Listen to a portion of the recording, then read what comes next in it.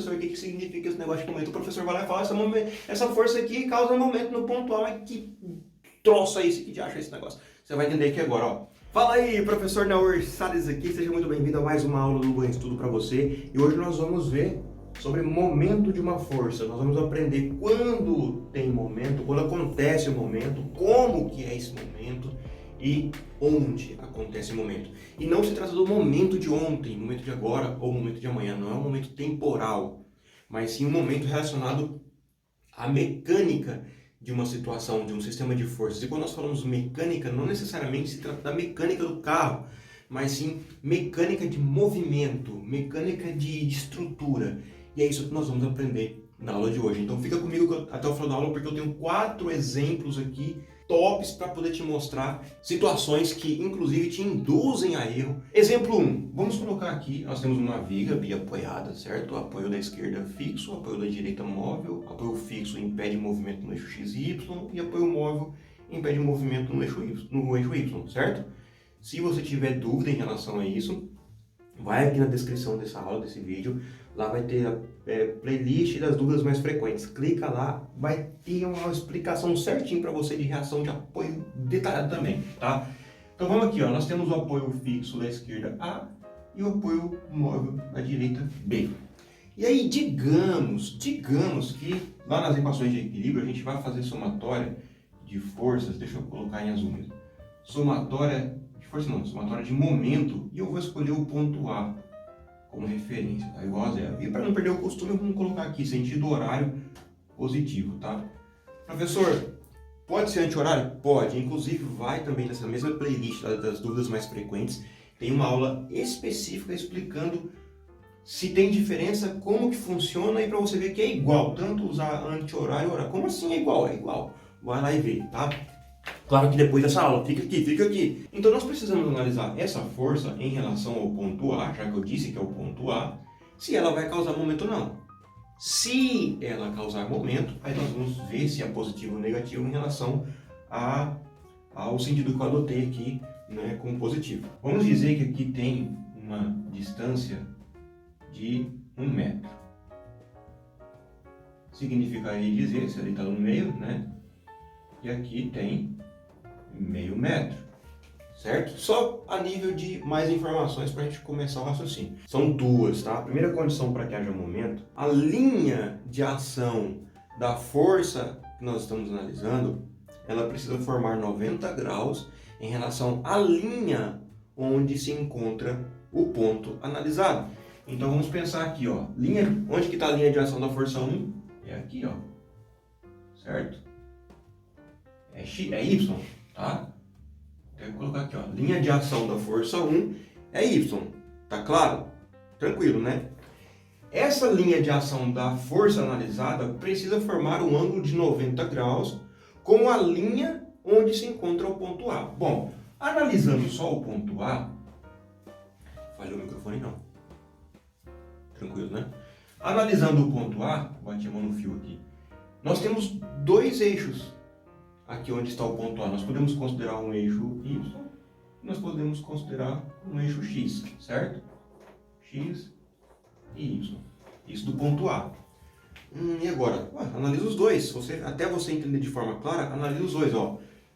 Essa linha de ação da força 1 forma um ângulo de 90 graus em relação à linha Y, onde encontra o ponto A? Não. São 2 linhas paralelas. E segundo a teoria da geometria, 2 linhas paralelas não vão se encontrar nunca, quanto mais tem um ângulo entre elas, né? Então não formam um ângulo de 90 graus da linha de ação da força 1 em relação à linha Y onde se encontra o ponto A. Porém, o ponto A tem um outro eixo onde ele está, que é o eixo X. E aí sim, olha só, vamos aqui, ó, vamos arriscar, ó. Vou colocar aqui um ângulo de 90 graus, certo? Simbologia de ângulo de 90 graus. Opa, formou, ó, um ângulo de 90 graus em relação à linha de ação da força analisada com a linha X, que é onde se encontra o ponto A. Pronto! Essa condição, então, está estabelecida, que é a formação de 90 graus em relação à linha de ação da força 1 analisada com a linha de ação, a linha onde se encontra o ponto analisado. Essa daí, ó, Beleza, só que isso não garante ainda que tenha momento, precisa da segunda condição, as duas condições precisam estar juntas. E qual que é a segunda condição? A segunda condição é que haja distância, precisa haver distância entre a linha de ação da força analisada até o ponto A. Então, onde é a nossa linha de ação da força 1? É esse Y aqui que nós já desenhamos, certo? Ó, essa linha Y aqui. Tem distância desse eixo, né, essa linha de ação da força 1 até o ponto que nós estamos analisando, que é o A, somatório de momento no ponto A? Tem. Aqui, ó, essa distância aqui, ó. Nós tínhamos 1 metro de um apoio ao outro e nós tínhamos aqui que é meio metro da força até o ponto. Então tem distância. Então essa força é causa de momento. Só que tem um problema. Olhar essa força aqui e imaginar essas duas condições que eu dei para você é tranquilo. Só que tem outras situações, que inclusive são os outros exemplos aqui, que tendem a causar confusão. Vamos para o próximo exemplo? Fica aqui comigo para você não ter mais problema com isso, tá? Porque se você sair da aula agora, possivelmente daqui a algum tempo, quando você tirar uma nota baixa na prova, você vai vir me procurar aqui de novo. Então já assiste aqui até o final logo, já mata esse problema de uma vez só. Segundo exemplo, nosso ponto A está aqui, nosso ponto B está aqui. Nós estamos fazendo somatória de momento no ponto A, né? Então, em relação a esse ponto aqui, vou aumentar esse ponto aqui para ficar mais visível, didaticamente falando para nós e para você. E a primeira condição, se você anotou aí ou memorizou, é que a linha de ação da força analisada, então vamos colocar aqui uma linha de ação da força analisada, ó, F1, beleza? Desenhei aqui uma linha de ação, é Y, ok? Essa linha de ação da força analisada precisa necessariamente formar um ângulo de 90 graus em relação à linha onde se encontra o ponto analisado, que é o ponto A aqui, continua sendo o ponto. Vou usar o ponto A para todos os nossos exemplos, beleza? Nós vamos encontrar então aqui, ó, um eixo X para o ponto A, né? Agora sim, ó, nós temos sim um ângulo de 90 graus. Que formado em relação né, à linha de ação da força analisada com a linha onde se encontra o ponto A. Formou 90 graus, beleza? Tranquilo, só que a segunda condição, lembra qual é a segunda condição? A segunda condição é que haja distância entre a linha de ação da força analisada até o ponto analisado. Agora complicou, porque a nossa linha de ação é Y. Está aqui. E o nosso ponto analisado está aqui também. Então não tem distância. Não tem momento então, já que essa condição não foi estabelecida. As duas condições, a formação do ângulo de 90 graus e a distância, precisam ser consideradas, precisam ser estabelecidas. Precisa haver isso daí. Se uma delas falhar, no caso aqui falhou a distância, professor, não entendi que não tem distância. Poxa, pensa aqui comigo, ó, vamos traçar uma linha. Traça uma linha. Traça uma linha no eixo de ação da força analisada. Ó, tracei aqui, ó. Beleza? Agora, traça as duas linhas onde se encontra o ponto A. Ó, vamos traçar aqui o X. Vamos traçar aqui Y também. O ponto ficou no mesmo lugar de onde está sendo aplicada a força. Não tem distância, tá em cima, está no mesmo lugar, no mesmo ponto. Então não tem momento. Observa o exemplo 3. Ó, então nós temos o ponto A aqui, ó, deixa eu até aumentar ele aqui. Aí esse ponto A vem do que? Nós estamos fazendo análise de somatória no ponto A, certo? Então tá aqui o ponto A. E aí nós temos uma força aplicada aqui, ó, na mesma linha, no mesmo eixo do ponto A. Aí você já pode pensar o seguinte, professor, já percebi que ali tem distância da força 1 até o ponto A, hein? Será? Vamos para a primeira condição primeiro, para depois a gente chegar nessa segunda condição. A primeira condição é que haja um ângulo de 90 graus da linha de ação da força analisada em relação à linha onde está o ponto A. Então vamos desenhar, ponto A é aqui, não é? Vamos desenhar as duas linhas dele? Vamos, ó, linha X e linha Y, ok? X e Y, está desenhado lá. Agora essa força precisa formar um ângulo de 90 graus em relação a uma dessas linhas aí. A gente traçar aqui um ângulo, né? Aqui a gente conecta um ângulo da força com a linha, da força com a linha, e aqui da força com a linha. Ups, deu 180 graus. Então a primeira condição aqui já não é estabelecida. Não forma um ângulo de 90 graus da linha de ação da força analisada em relação à linha onde está o ponto A. É a mesma linha, não forma, não tem ângulo de 90 graus ali, tá? É o mesmo sentido, a mesma linha. Entendeu? Né? Entendeu? E a segunda condição? Professor, a segunda condição acho que sim, porque a força 1 está aplicada aqui e o ponto A está aqui, ó. Olha só a distância. Só que não. Sabe por quê? Lembra que eu disse que a distância precisa ser entre o eixo de ação da força aplicada em relação ao ponto, em relação ao eixo do ponto que seja. Então vou até apagar esse ponto aqui para não confundir você, ó. Então tá aqui a nossa força 1. Qual que é o eixo de ação dessa força 1 analisada? É esse eixo X aqui, ó. Certo? Esse eixo aqui é o eixo de ação da força 1. E qual que é o eixo que concorda aqui? Qual que é o eixo que está conectado? Onde está o ponto A aqui? O ponto A está aqui, ó. Né? E aí, tem distância do eixo onde está sendo aplicada a força 1 e o ponto? Não, porque está em cima. A força 1, o eixo de aplicação da força 1 está em cima, está no mesmo eixo do ponto A analisado, então não tem distância. Repara que aqui no exemplo 1, o eixo de ação da força 1 tem distância em relação a onde está o ponto A. O eixo está aqui e o ponto A está lá, então tem essa distância. No exemplo 2, o eixo de ação da força 1 está aqui, ó, em cima do ponto também, então não tem momento. E no exemplo 3, o eixo de ação da força 1 está em cima do eixo também do ponto analisado, então também não tem momento. Agora vem a parte mais complexa. Se você ficou até aqui, tá? Fica aí só mais um pouquinho, porque essa é a parte mais complexa e é a responsável por grande parte, inclusive eu tomei tinta pra caramba nisso aqui também.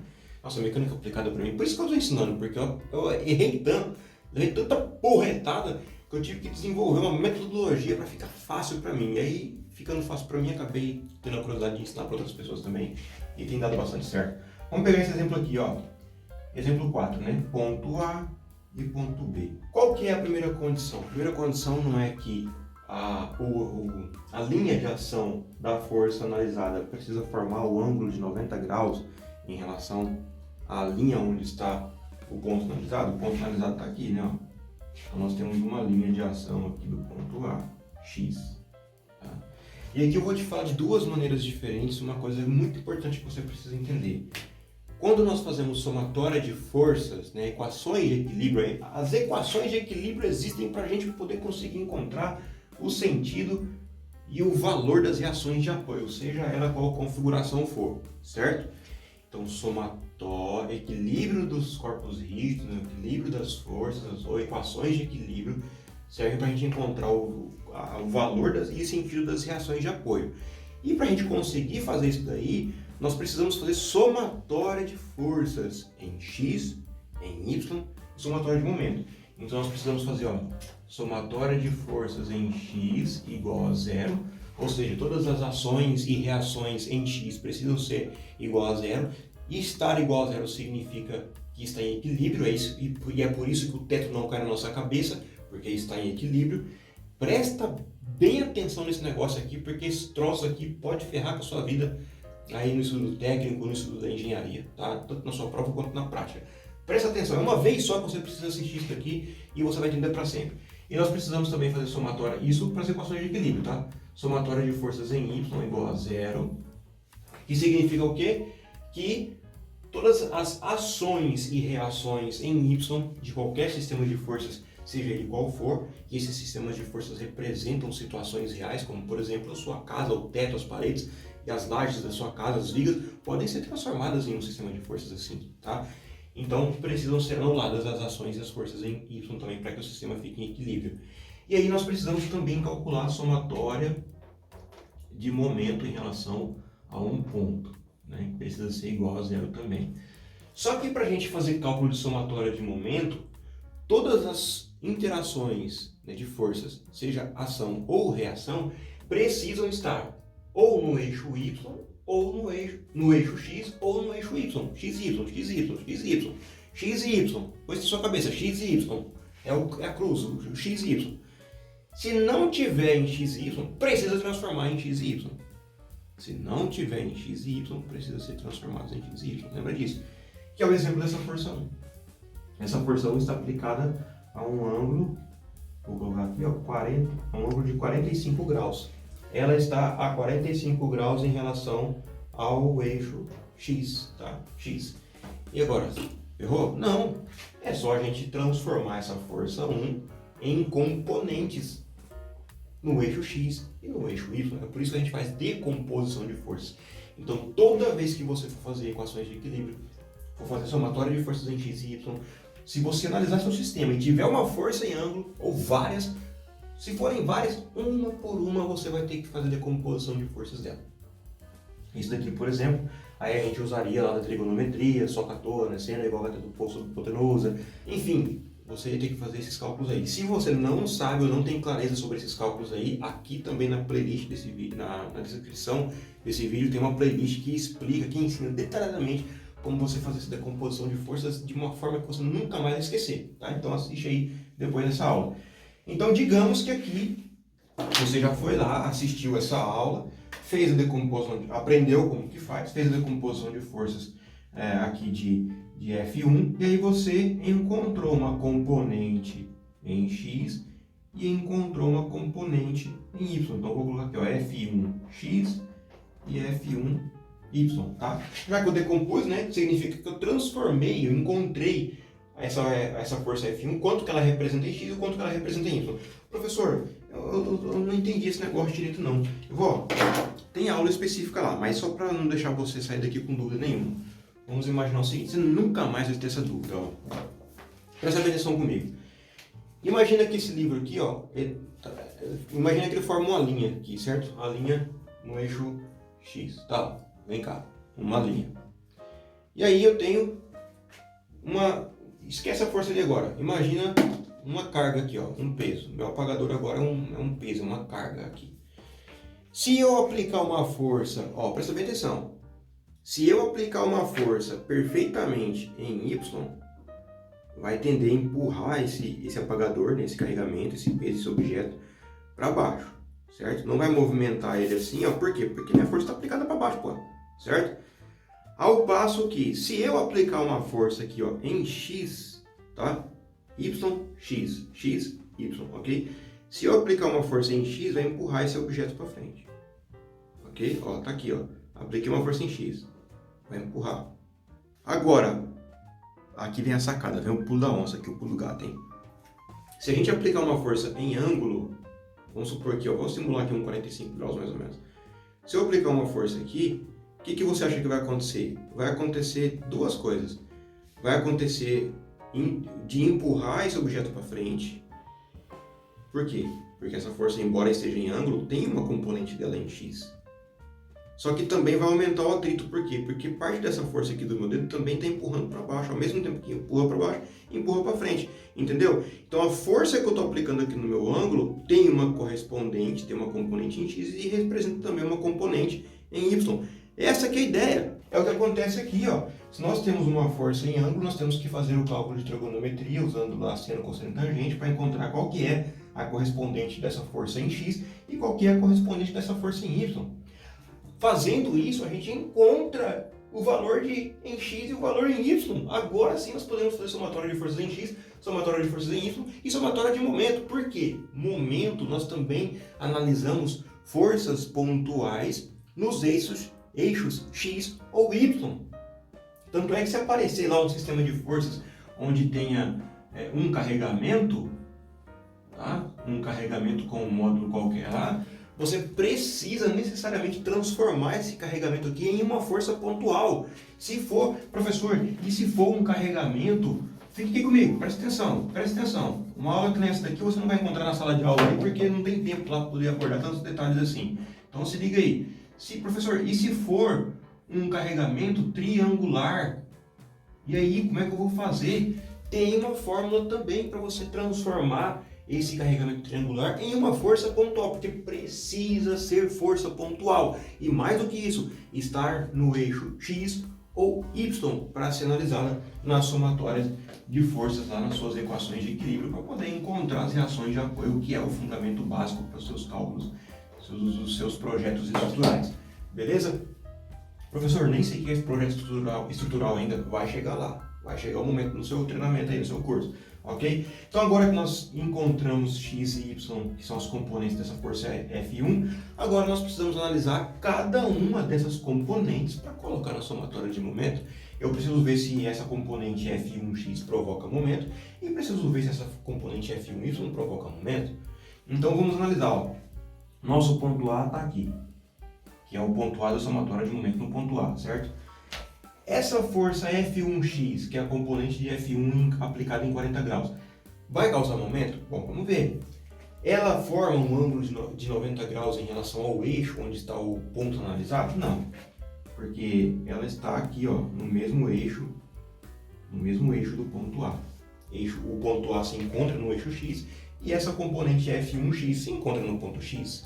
Então, seria a mesma coisa que formar um ângulo de 180 graus. A primeira condição não é atendida.